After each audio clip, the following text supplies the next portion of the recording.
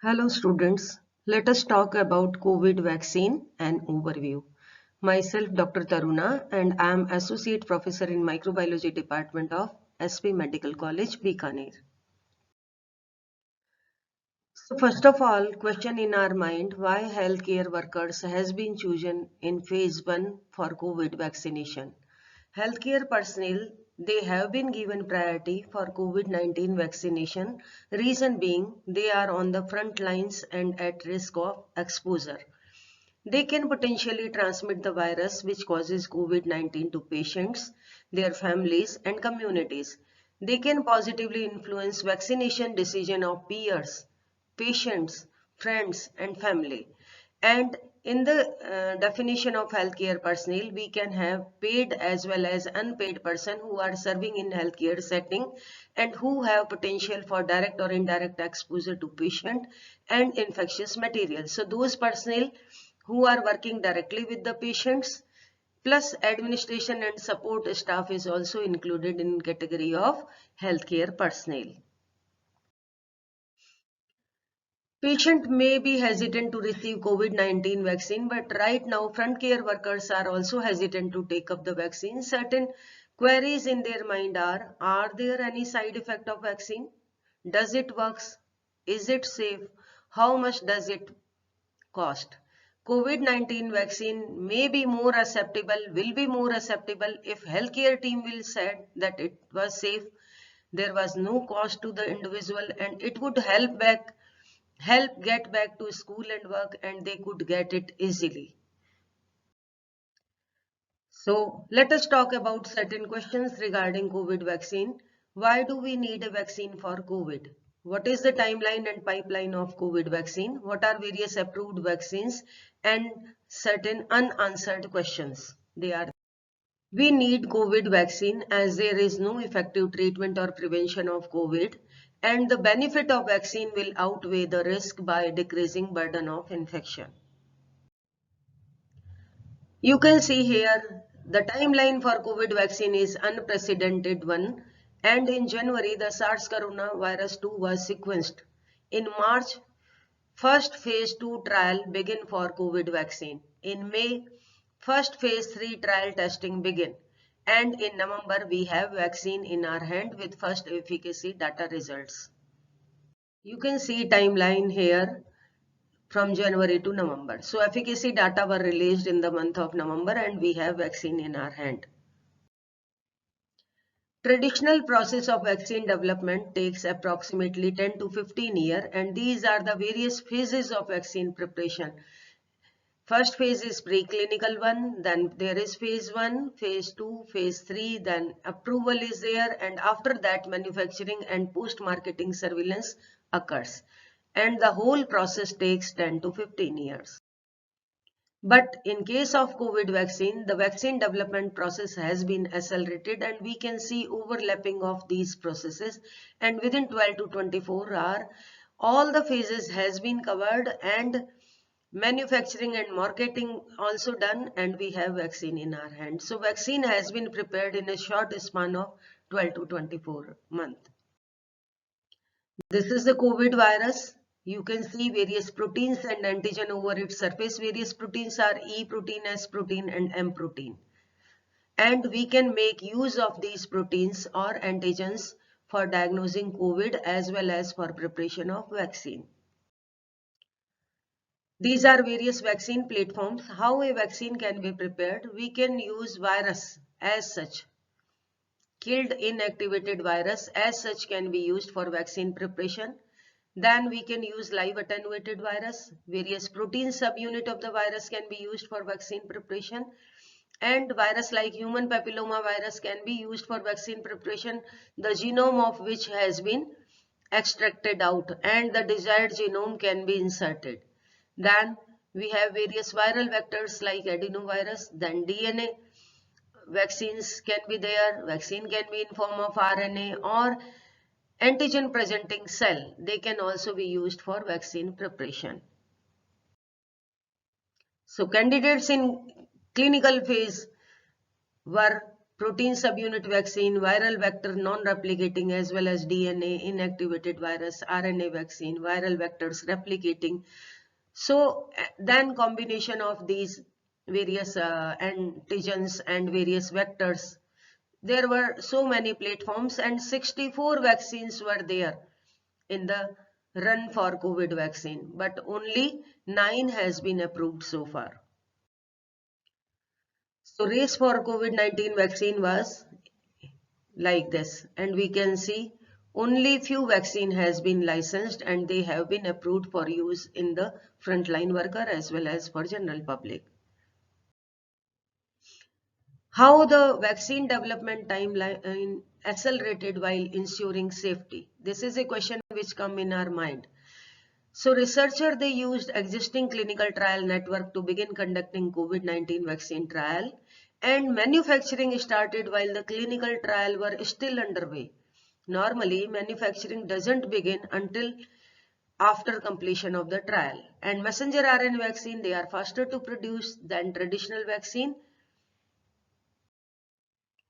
There are 4 phases of clinical trial. Phase 1, in which 2200 healthy volunteers are chosen, and basically the vaccine safety is checked in this phase. Then in phase 2, several hundred volunteers are chosen, and safety as well as immunogenicity both are to be looked by researchers. In phase 3, more than 1000 volunteers are chosen, and researchers, they try to find out the answer like how do the disease rate compare between people who get the vaccine and those who don't get the vaccine.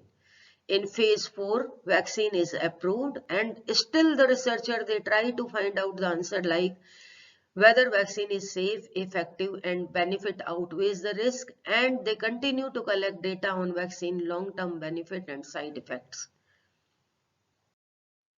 So as I told you, vaccine approved were only 9.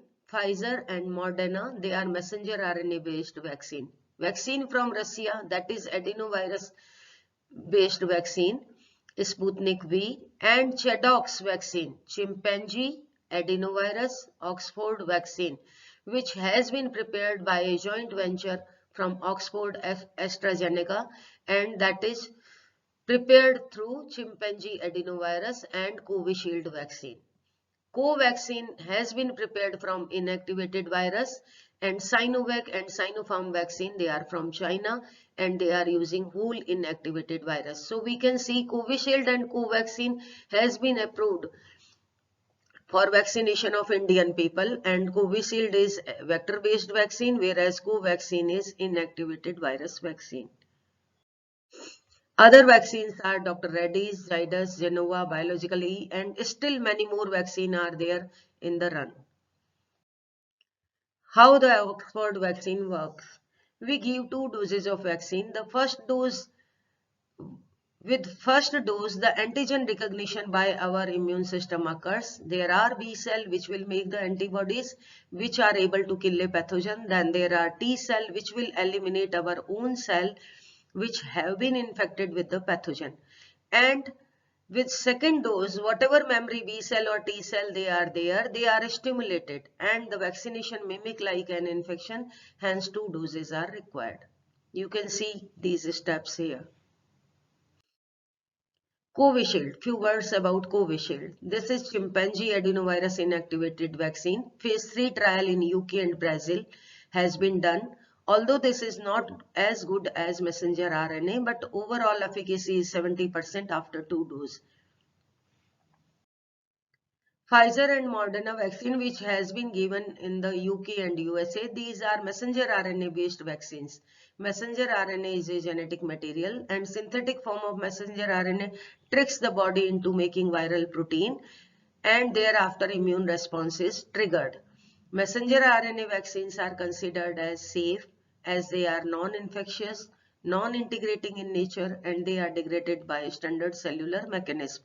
They are highly efficacious because of their inherent capability of being translatable into the protein structure inside the cell cytoplasm. Covaxin, whole virion inactivated vaccine, NIV 2020-770 strain of virus has been used for preparing Covaxin. This is a ICMR and Bharat Biotech manufactured vaccine. Phase 1, Phase 2 trial has been completed. Phase 3 trial is still ongoing. Immunogenicity is good, and this has been uh, suggested by Government of India for restricted use in emergency. Still in phase 3 trial, informed decision has to be taken up by those who are taking the vaccine. More results are still awaited. Issue really is that we don't have sufficient data of phase 3 trial. Adverse effect of vaccines. Uncommon adverse effect can be arm pain, chills, fever, joint pain, muscle ache, fatigue and headache. Serious side effects can be in these form, but they are very rare. Although allergic issues with vaccine can be there, because when we prepare a vaccine, alcohol is used, polysorbate 80 is used, ethanol, sucrose, sodium chloride, disodium aditate, dihydrate. These are the components of vaccine. So if a person is allergic to any one of the component, then there can be allergy issue after taking vaccine. How to address the safety concern? Vaccine will be helpful in making herd immunity. Virus may mutate and this may come back. AstraZeneca vaccine adverse effects are very low. Covaxin killed virus vaccine. Technology for vaccine preparation already we have. So there is nothing to be scared of. No vaccine is there without any side effect.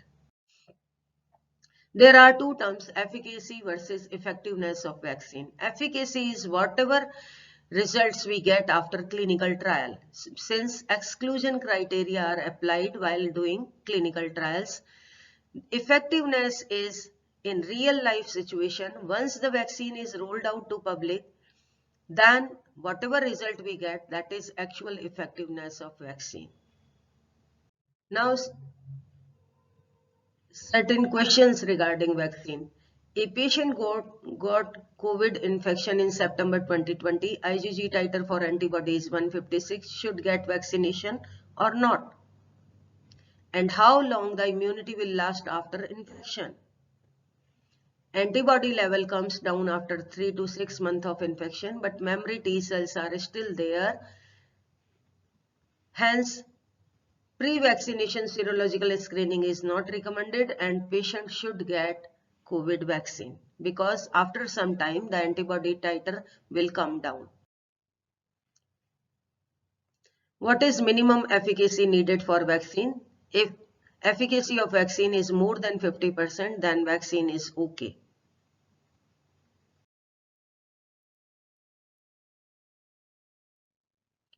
One more question. A patient with diabetes mellitus and hypertension got COVID vaccine 5 days later developed fever and myalgia. Is this related with COVID?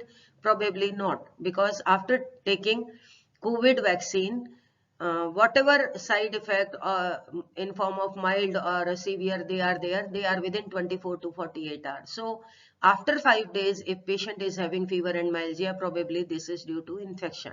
So this is not related with vaccination. A COVID-19 patient received convalescent plasma, now recovered and completed 14 days of isolation also. When to get the vaccine? So, the patient should wait for 90 days. After that, he or she should take the vaccine. Is mask required post-vaccination? We are pushing vaccine for herd immunity, so of course mask will be required. One more question, can I take any other vaccine with COVID vaccine? No, keep a gap of 2 to 4 weeks at least. One more question, can I interchange the vaccine? Answer is no. You have to take the same make which you have taken previously. One more question, I am suffering from COVID. Presently, can I take vaccine? Answer is no. You have to postpone.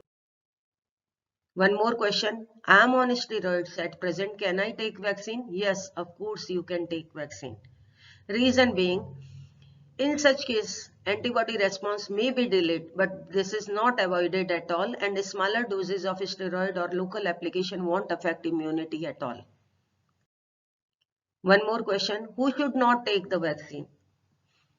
Those person who are allergic to pharma product or allergic to the vaccine component, they should not take the vaccine.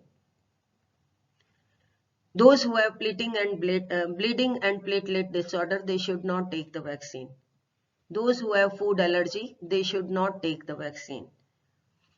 And pregnant female, of course, they are avoided for vaccination for COVID. Blood cancer patient who have low platelet count, they are also not included for vaccination. One more question. Patient having diabetes mellitus, hypertension, bypass surgery can take vaccine or not? Yes, of course, they can take. One more question. Should I go for antibody titer after getting vaccine? No, this is not recommended, as neutralizing antibodies can be detected by this method, which is known as plaque inhibition test, and this is a cumbersome process. You can see these are the plaques. When we take cell lines and virus is inoculated, virus they make area of clearance in the cell lines. These are known as plaques. When their titer decreases, number of plaques decrease, and here no virus, so no area of clearance or no plaque is there. This is known as plaque inhibition test. So neutralizing antibody can be detected only by plaque inhibition test. Still certain questions are unanswered one, and these are durability of protection by vaccine, efficacy in high risk group, prevention of asymptomatic infection or transmission, efficacy against variant, and long-term safety. So these questions are still unanswered. Probably in future we may get answer of these questions regarding COVID vaccine. Willingness to accept a vaccine falls on a continuum, and we are here somewhere here. Passive acceptance. On one side demand is there, other side refusal is there. Probably if we will motivate the others, then may proceed towards this side. There are certain strategies for building COVID-19 vaccine confidence among healthcare personnel, how we can encourage them, and later on how we will be able to encourage patients and families or community people regarding COVID vaccine. We should encourage senior leader to be vaccine champion. Host discussions should be there. Key messages should be shared there, and educate the healthcare team about COVID-19 vaccine regarding safety and efficacy, educate non-medical staff about importance of getting vaccinated, and make the decision to get vaccinated, make it visible and celebrate it. So conclusion of this is an year of discovery. We have vaccine in our hand that is safe as well as effective.